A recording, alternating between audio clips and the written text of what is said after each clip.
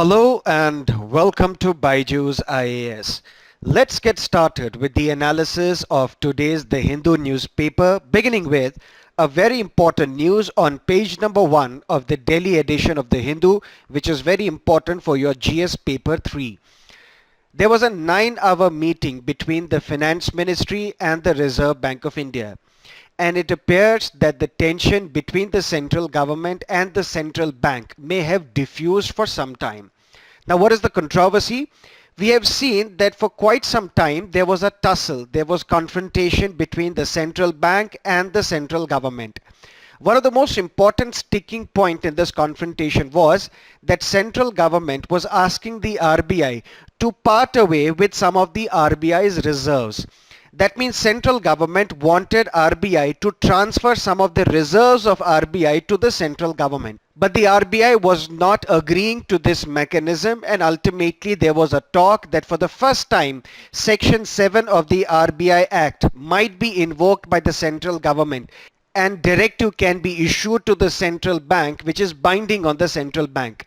Now it has not happened. Section 7 of RBI Act has not been invoked, and what we have seen that both the sides, the central government and the RBI, have decided to set up an expert committee which will examine the economic capital framework of the RBI, which will determine whether and what percentage of RBI's reserves can be transferred to the central bank. But many other decisions were taken at this marathon meeting, but we will elaborate all these important decisions in our Economy This Week lecture. But please note, this is a very important news from your civil services examination point of view. Now let us look at another important news on page number 6 of the Delhi edition of The Hindu that is relevant for your GS paper 1, which deals with the Society of India. Now, if you recall, we all have read about the Chipko movement in our schools. What was that movement all about? People, particularly women, they embraced environmentalism. They started a movement to protect the trees because there was wanton disregard to environment and there was massive felling of trees going on at that point in time. Now what women community did, they embraced these trees, hugged them so as to prevent these trees from being cut by the authorities. A throwback to this Chipko movement we saw in Odisha. There was a proposal to set up a brewery project at Dane Canal. This brewery project, which was supposed to be set up at Dane Canal, involved felling of massive number of sal trees. Now we saw a throwback to this Chipko movement. How? If you look at this image, the women, they recalled that Chipko movement, embraced these trees, hugged them so as to prevent them from being cut by the authorities. And ultimately they have been successful. And the Naveen Patnaik government in Odisha, they have cancelled this brewery project in Dane Canal. But we have to understand that this was a protest. It was not a movement. A movement is something which is sustained over a period of time. If this protest now leads to a larger campaign in favor of environment, in favor of environmentalism, and it will lead to a serious debate about the consequences of development on our environment, then it can lead to a movement. So as of now, it is not a movement, it was a small protest concentrated at one part of Odisha, and ultimately they were successful in persuading the government to cancel this brewery project. But it is not a movement. Don't confuse it with the concept called movement. Now let us look at another important news on page number 7. There is migration, and migration is a reality in India. People migrate from rural India to urban India. Why? In search of livelihood opportunities, in search of education, in search of better standard of living. But there is one type of migration called seasonal migration. What is this seasonal migration? Let's say, for example, there is harvesting season going on in Punjab and Haryana. People from Uttar Pradesh, people from Bihar, people from Odisha will throng the locations of Punjab and Haryana and will be involved in the harvesting season, in the harvesting of crops in Punjab and Haryana. This is what we call seasonal migration. What UNESCO report has said? UNESCO report tells us that 80% of this seasonal migrant children because these migrants might also take children along with them. 80% of these seasonal migrant children in 7 cities, they lack access to education, and majority of them, 40% of them, are more likely to end up in work. That means we are snatching the childhood of these children by forcing them to work, by forcing them to give up their dream of good education, and that is one of the most important drawbacks of seasonal migration that we have witnessed. Let's not underestimate the fact that majority of our population is below the age of 25. And these are the people, if we provide them good education, sound education, then they can be tomorrow's entrepreneurs. They can be tomorrow's job givers, not only job seekers, they can be tomorrow's job givers as well. So if we want to reap the benefits of our demographic dividend, what is this demographic dividend? We say that we are at an advantage over China. Why? Because majority of our population is below the age of 25. And if we look at countries like China, Japan and many other countries, their population is aging. So majority of our population, since it is below the age of 25, we have glorious opportunity to provide these children with good education so that they can help in the development of this country. They can help in our national project of making India a superpower, making India a developed country in the comity of nations in this world. But this demographic dividend can turn into demographic nightmare for us if we do not save these children from malnutrition, if we do not save these children from getting exploited by the money lenders, if we do not save these children from the onslaught of those individuals who use them in the harvesting season, particularly in Punjab and Haryana. That is what this UNESCO report flags.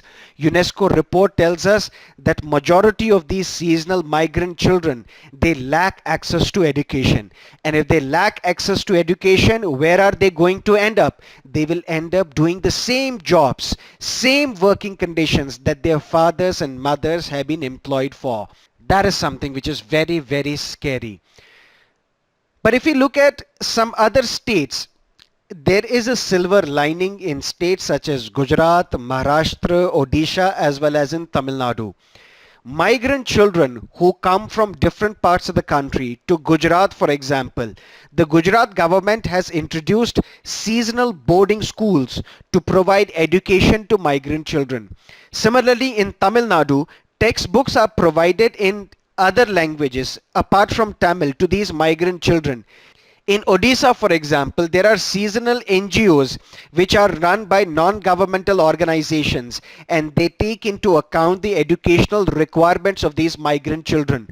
So when we talk about this UNESCO report wherein they say that majority of these seasonal migrant children, they may end up working, we still have some beautiful stories coming out from Gujarat, Maharashtra, Odisha, Andhra Pradesh as well, including Tamil Nadu. That is what this report is all about. Now, page number 10 of the Delhi edition of the Hindu, Army has selected Russia's Igla-S missile. And what is this Igla-S? Basically, it is very short-range air defense system. This is basically a portable air defense system. If you look at other defense systems, you have to mount them on Tatra trucks or Vajra trucks. But this Igla-S missile system, it's basically an air defense system, but that is man-portable, that is portable. And this contract has been awarded to a Russian organization. But many experts are saying that since this deal involves Russia, and we are conducting significant transaction with a Russian entity in this case, then the United States government can invoke CAATSA. And under CAATSA, sanctions can be imposed against India. So even if this deal has been backed by a Russian entity, we still cannot guarantee that this transaction will take place because United States might invoke CAATSA. And we have discussed in our previous lectures what this CAATSA is all about. To repeat very briefly, CAATSA can be invoked by the US President against any entity, against any nation, if they conduct transactions of significant nature with countries such as North Korea, Iran and Russia. That is what CATSA is all about. In a significant statement on page number 12 of the Delhi edition of the Hindu, advisor to the new president of Maldives, Ibrahim Mohammed Soleh, Mr. Nasheed, who is the former president of Maldives, is now an advisor to the new president. What he has said that Maldives is in all likelihood about to pull out of China free trade agreement. We have discussed the Maldives election in the past, and in that Maldives election analysis, I told you about the free trade agreement that Maldives has signed with China as well as Pakistan. But many people in Maldives, they were opposed to this free trade agreement with China. Why? Because they thought that this free trade agreement is similar to economic imperialism that China is known for. How? What China is doing, China is providing loans to smaller countries in India's neighborhood. And these loans are provided to fund infrastructural programs, to fund ports, to fund airports.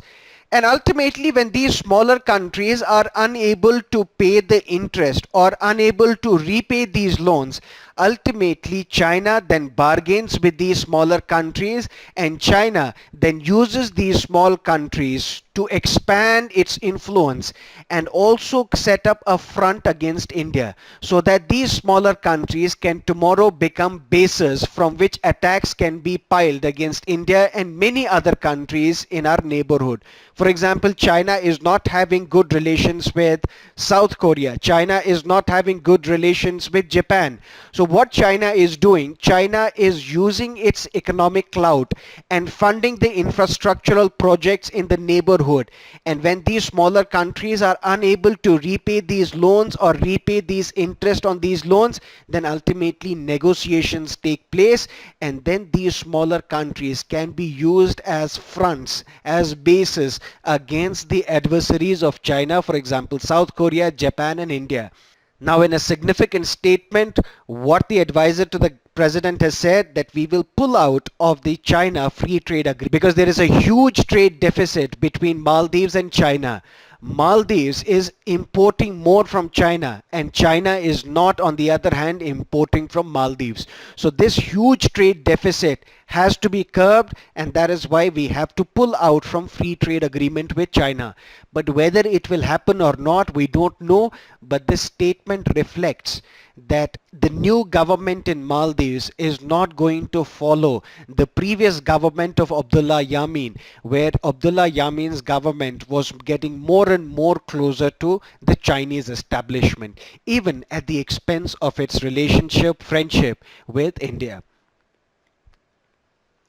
Page number 18 of the Delhi edition of the Hindu, global fight on malaria is stalled according to World Health Organization.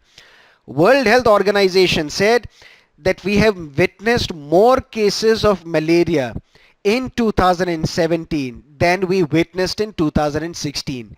And even if we look at the international funding to fight this menace of malaria, to fight this killer disease, this international funding has declined over a period of time. But if we look at malaria, let us look at some of the important facts related to malaria. Malaria is basically a life-threatening disease, but this disease is caused due to mosquito. Or should we say it is a mosquito-borne, that too blood disease. And which mosquito is responsible for transmitting this malaria to the humans? Anopheles mosquito. Once an infected mosquito bites an individual, bites a human, then the parasites that are present, these parasites then multiply in the host's liver. Very important detail for your prelims. That means once an infected mosquito bites a human, the parasites, they multiply in the host's liver. And then they infect the RBCs, the red blood corpuscles or red blood cells, and then destroys these RBCs. And ultimately it is a life-threatening mosquito-borne blood disease. That's what malaria is all about. So we need more and more international funding to fight this malaria. That's what World Health Organization is calling for. Now let us look at some of the editorials and columns from today's The Hindu newspaper, beginning with the Maldivian reprieve. Now elections to Maldives took place, and a coalition of number of political parties, they came together and fought against Abdullah Yameen, because for 5 years Abdullah Yameen was ruling in an authoritarian manner. He was curbing the political dissent in Maldives. We have seen how the former presidents were arrested, how the former presidents were put behind bars, and all sort of political opposition, all sorts of political dissent was curbed by Abdullah Yameen. Then we saw a coalition of unusual partners. If you look at the coalition right now in Maldives, we have an Islamist political party part of the government, we have a capitalist party part of the government, we have another political party which has socialist leanings part of this coalition government. So we have seen that this government in Maldives right now is a coalition where there are ideological differences between the coalition partners, where there are inherent ideological contradictions within the government. So what this editorial talks about, it says that we should hope that these ideological differences are set aside, and this new government, which is formed by a coalition of ideological opposites, it survives and continues to run the government and survives its term of 5 years in office. What this editorial also talks about, it talks about the debt that Maldives faces right now. If you look at the GDP of Maldives, a quarter of the GDP, or should we say 25% of Maldives GDP, is the debt owed to the Chinese. And if we look at the statement of Mohammed Nasheed, wherein he talked about that Maldives will pull out of free trade agreement with China, maybe that may not happen, because China is going to stay in Maldives. China has invested massively in Maldives. China is not going to come out of Maldives.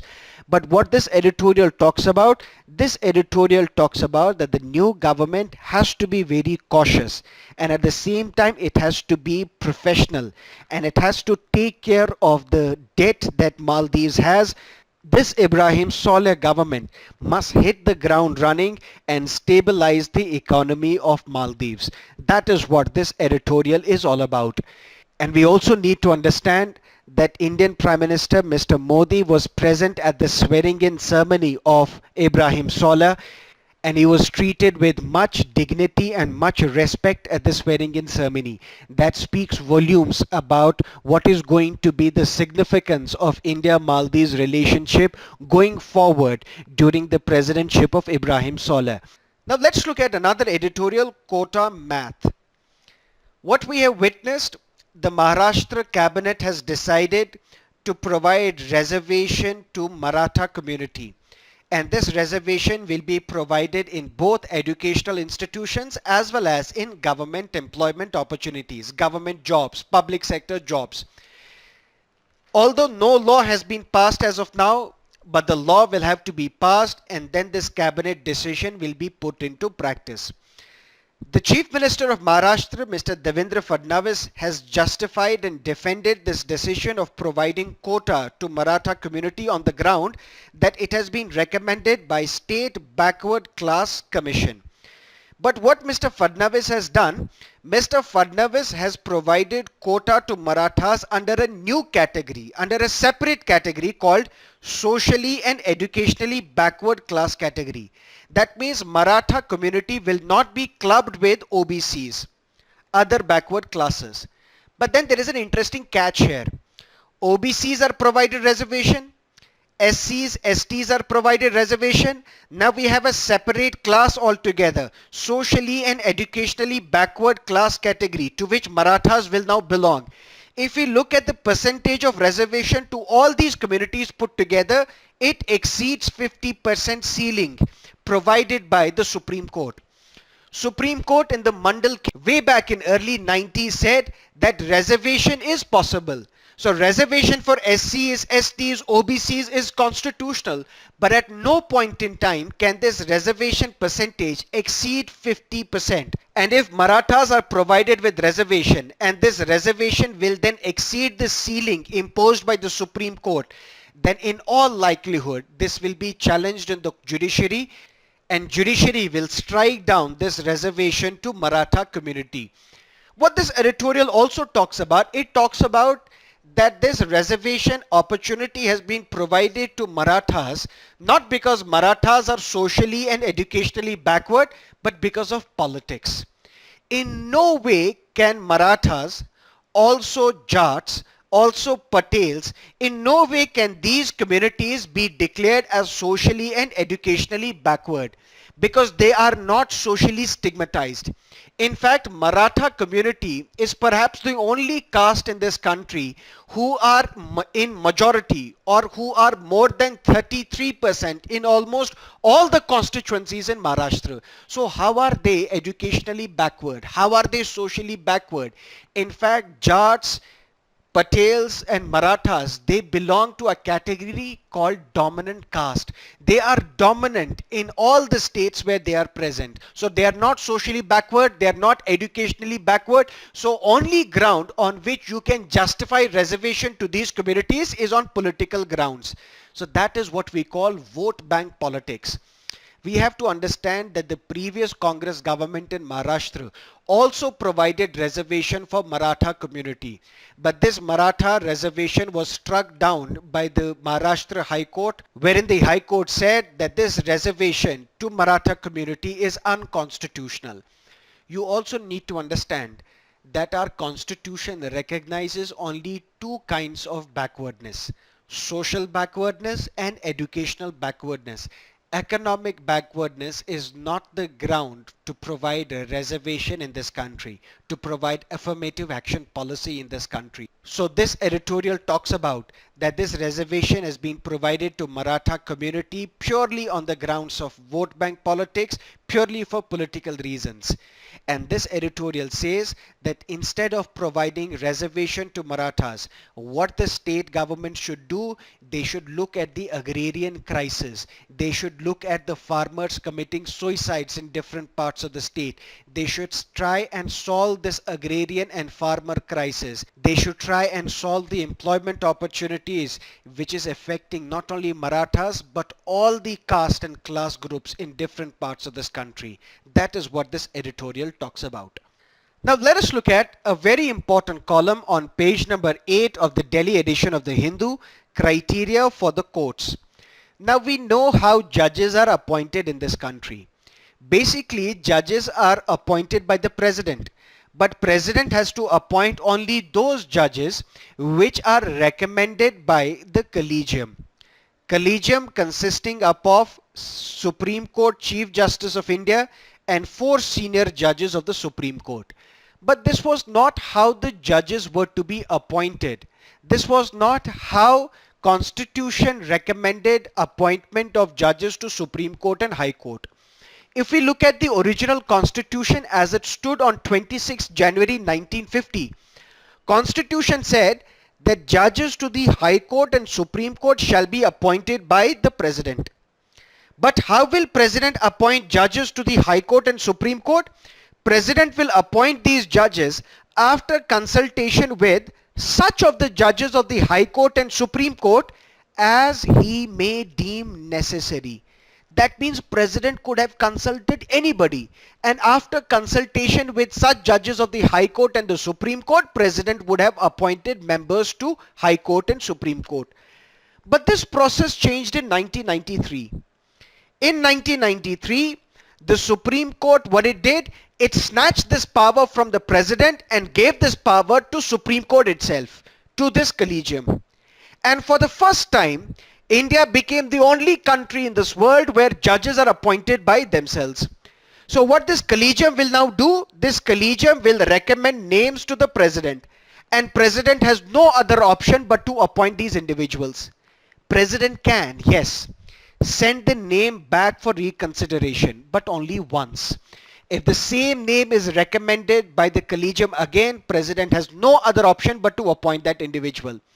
Let me make it simpler for you. If this collegium recommends name X to the President, President shall have to appoint X to the Supreme Court or High Court. But if this name X is referred back by the president to collegium. President is asking the collegium, please reconsider this name. I don't think this is suitable for being appointed as the judge of Supreme Court or High Court. If the collegium drops this name X, then X cannot be appointed. But if collegium persists and recommends this name again to the President of India, President has no other option but to appoint this individual. So India is the only country in this world where judges are appointed by themselves. But we have seen that this collegium lacks transparency. This collegium is very opaque in its transaction. How are these judges selected? On what criteria are they recommended to the President? We don't know. So this entire process lacks transparency. This entire process is very opaque. That is how the government, the parliament in 2015, they decided to have a body called NJAC, National Judicial Appointments Commission. So NJAC would have consisted of Chief Justice of India, two senior most judges of the Supreme Court, law minister of this country, and two eminent persons. And this collegium or NJAC would have recommended names to the president for being appointed as the judges of the Supreme Court or High Court. But what Supreme Court did? Supreme Court said this NJAC is unconstitutional. Why? Because it snatches the power of collegium. It snatches the powers of the judiciary, and it gives more powers to this law minister. It gives more powers to these two eminent persons. More and more powers are given to non-judicial members in appointment process. And since primacy of judiciary in judicial appointments is part of the basic structure of Indian Constitution, that is why NJAC is unconstitutional. But when this NJAC judgment was given by the Supreme Court accepted that yes, collegium system is not transparent. Collegium system requires reform, and in all likelihood we will reform this collegium process so that people will get to know how we are appointing members to the judiciary. But even 3 years later, we have still seen that transparency is not restored. We still see collegium is functioning in a very opaque manner. Supreme Court struck down NJAC also on the ground that NJAC violates the independence of judiciary. Independence of judiciary, since it is part of the basic structure of Indian Constitution, and this independence of judiciary is snatched by NJAC, that is why NJAC is unconstitutional. But that is not how original Constitution was written. When original Constitution was written, B.R. Ambedkar said that judiciary is one of the most important organs in our constitutional setup. If you look at the most important office in our constitution, it is the office of CAG. That's what B.R. Ambedkar said. But after CAG, if there is an institution which is most important in our constitutional scheme, it is the judiciary. And the role of the judiciary is to transform our society. The role of the judiciary is to enable social change and social reform in this country. So that means the powers available with the judiciary are very huge. But even if powers are very huge, we have to provide them independence so that judiciary cannot come under the influence of the executive. Because we saw how Indira Gandhi, for example, she gave a slogan called committed judiciary. That means the judiciary should be committed to the ideology of the political party in power at the center. So whatever the ideology of the government, same should be the ideology of the judiciary as well. That is how judiciary and government can work together in tandem, hand in hand, for the larger national development of this country. But B.R. Ambedkar said, yes, independence of judiciary should be restored, should be given. But we cannot leave the appointment process to the judges themselves. How can we provide independence to the judiciary? We can make them tenure specific. We can ensure that the judges of the Supreme Court retire at the age of 65. We can ensure that the judges of this High Court retire at the age of 62. That means judges of the High Court and Supreme Court, they do not hold office during the pleasure of the President. They hold office during a well-defined tenure system. How can they be removed? They can be removed only through a complex process of removal by the Parliament. That means if they are appointed by the President Who can remove them? President will remove them, but president cannot remove them on their own. President can remove members of judiciary only through a very complex process initiated by the parliament. It is such a difficult process that till date, no judge of the High Court, no judge of the Supreme Court has been removed on the basis of the resolution passed by the parliament. That is how we can provide independence to the members of the judiciary. How can we provide autonomy and independence to the members of the judiciary? Their conduct cannot be discussed in the parliament. That means inside parliament, parliamentarians have absolute freedom of speech and expression. Parliamentarians can abuse each other. Parliamentarians can threaten each other. Parliamentarians can bribe each other as well. That means bribe inside the parliament is valid. That is what Supreme Court said in 1998 in CBI versus Narasimha Rao. Supreme Court said bribe inside the parliament is allowed. That means bribery is also allowed. That means the freedom of speech and expression that is guaranteed to the parliamentarians is absolute. There is no restriction on what a member of parliament can say inside the parliament except one. These members of the parliament cannot discuss the conduct of judges. That is how Constitution provided autonomy to the members of the judiciary. Constitution provided independence to the judiciary by ensuring that their salaries and their pensions are charged on the consolidated fund of India. That means their salary and pensions are not subject to the vote of the parliament. Their salaries and pensions are not subject to the discussions of the parliament. That is how Constitution said we will provide independence to the members of the judiciary.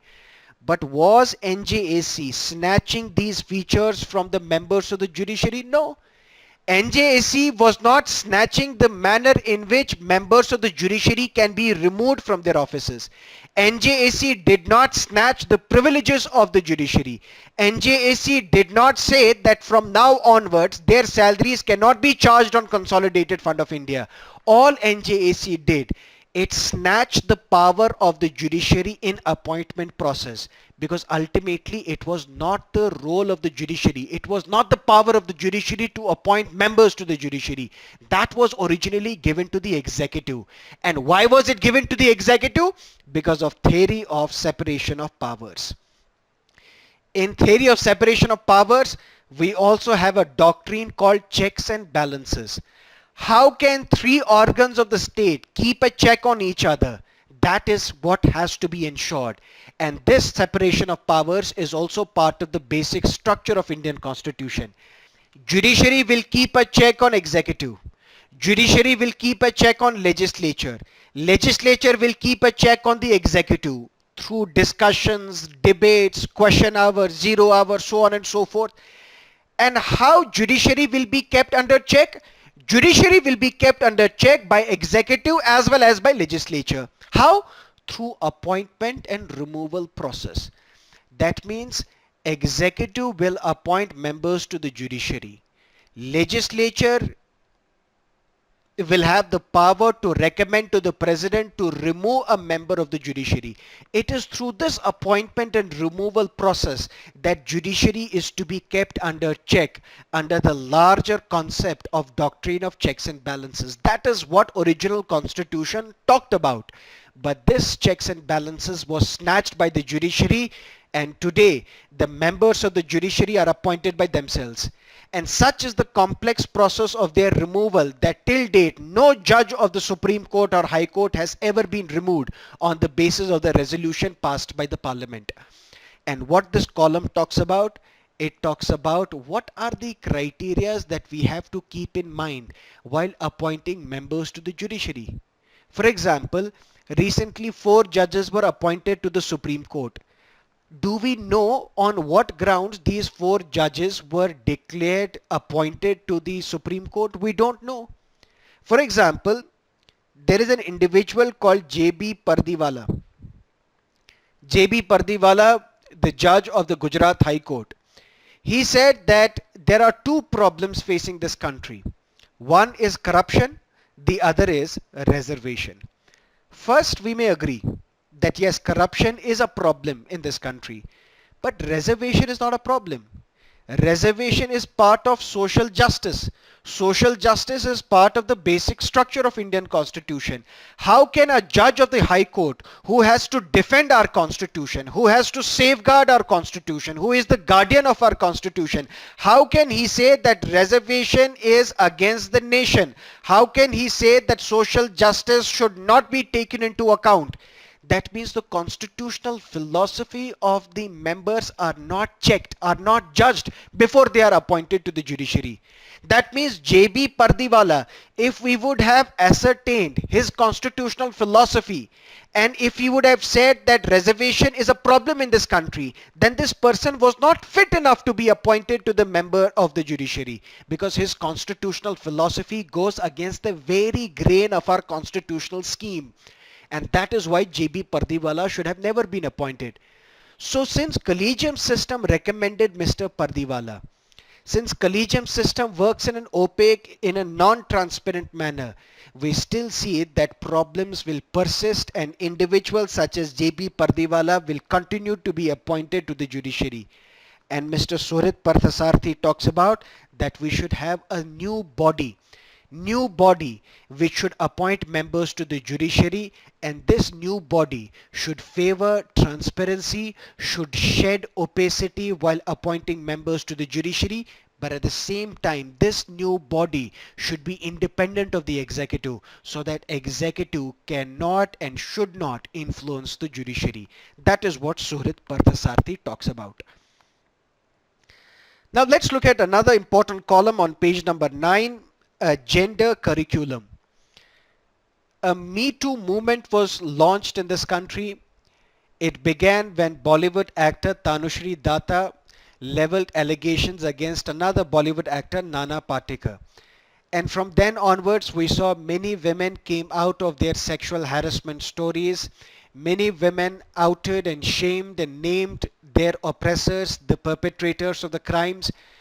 But if we look at in all these allegations, one thing is very prominent. All those molesters who molested their colleagues, who molested their subordinates, they were people who were highly educated.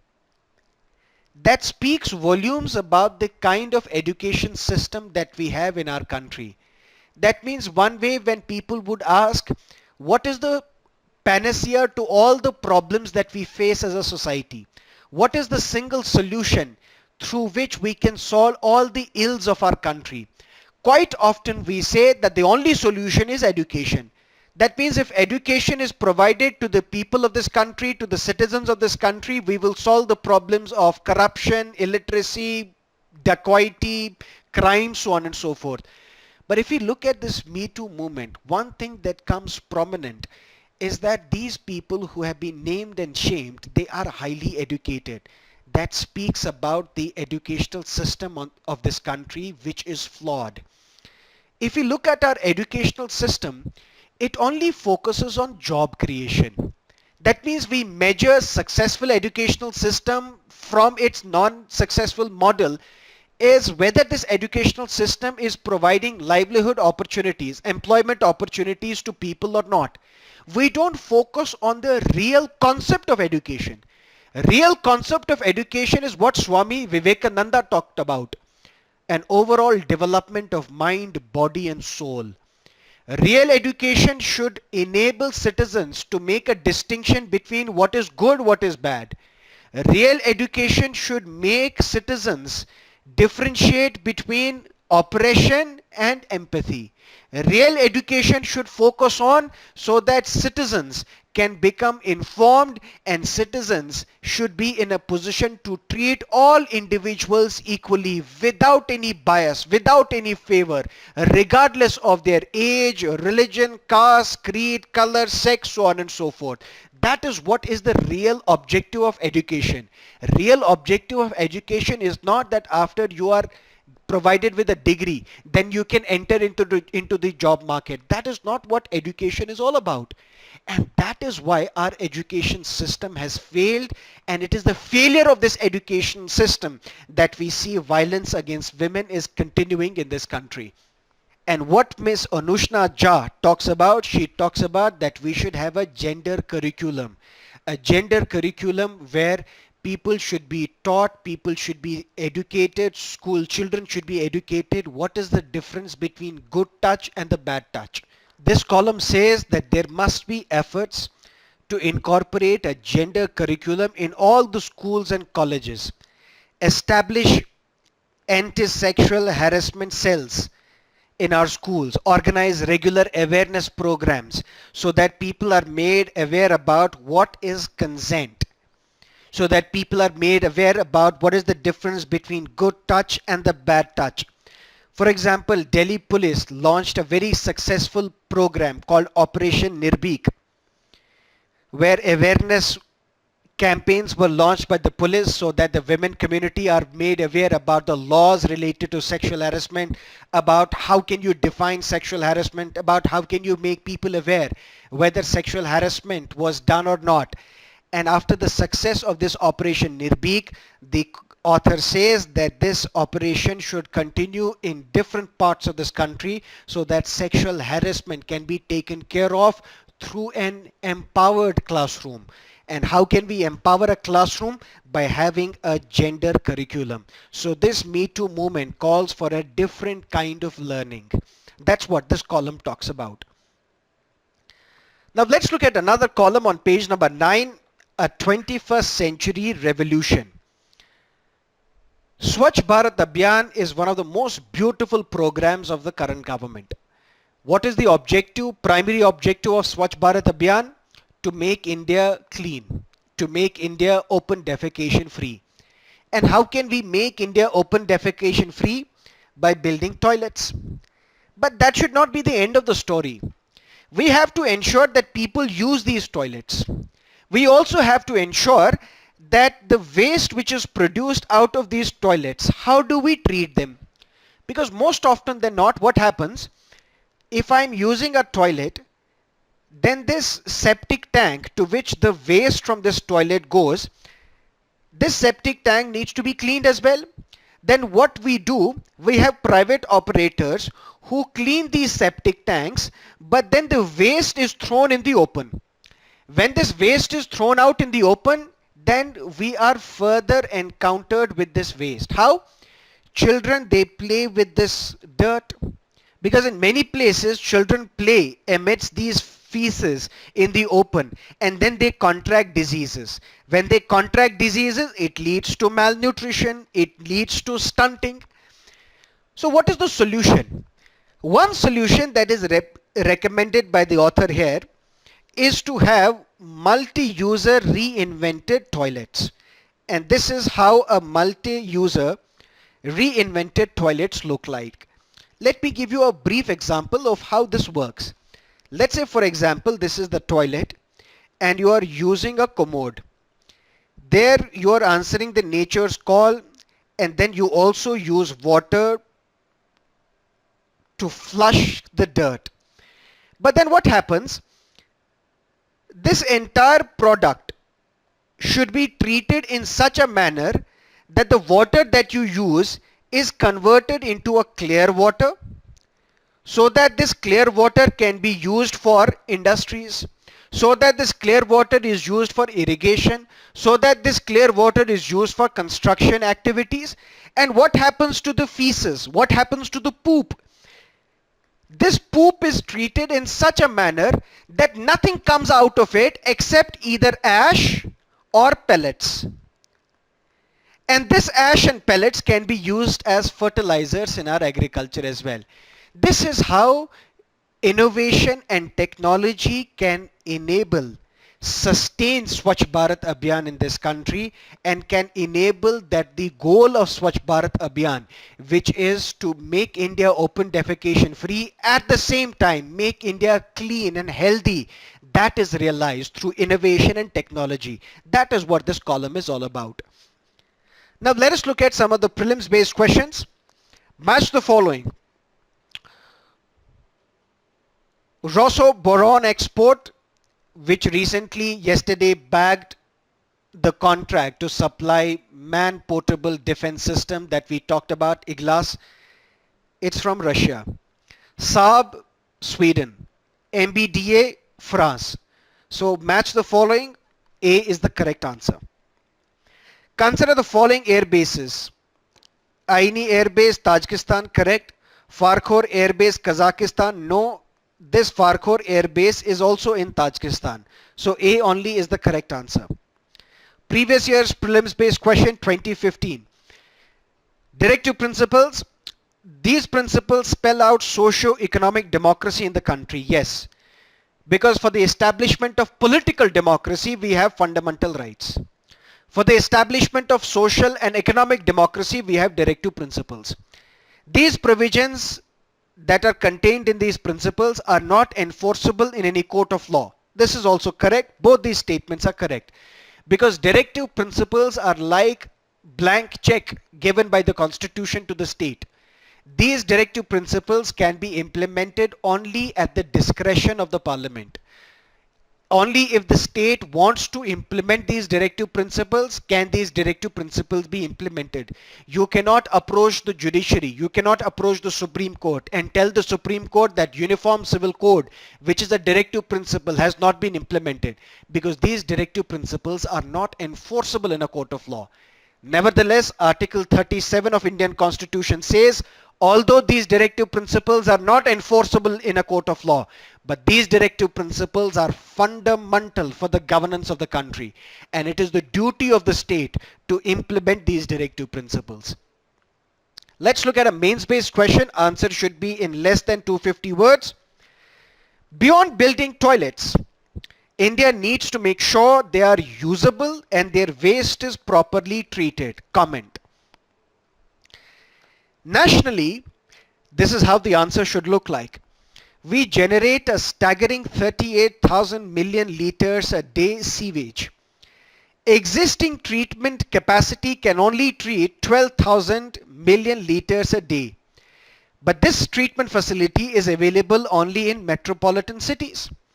And most of our STPs, sewage treatment plants, they are severely underutilized due to poor functionality of our sewerage networks.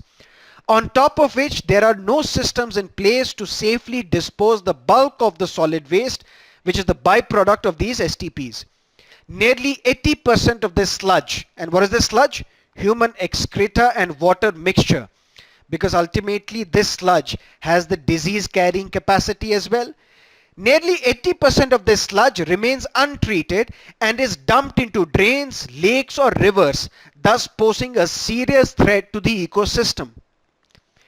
The decentralized non-sewage fecal sludge management system is the solution to this problem. Successfully adopted by several countries in Southeast Asia, FSM involves collecting, transporting and treating the fecal sludge and septage from pit latrines, septic tanks and other on-site sanitation systems.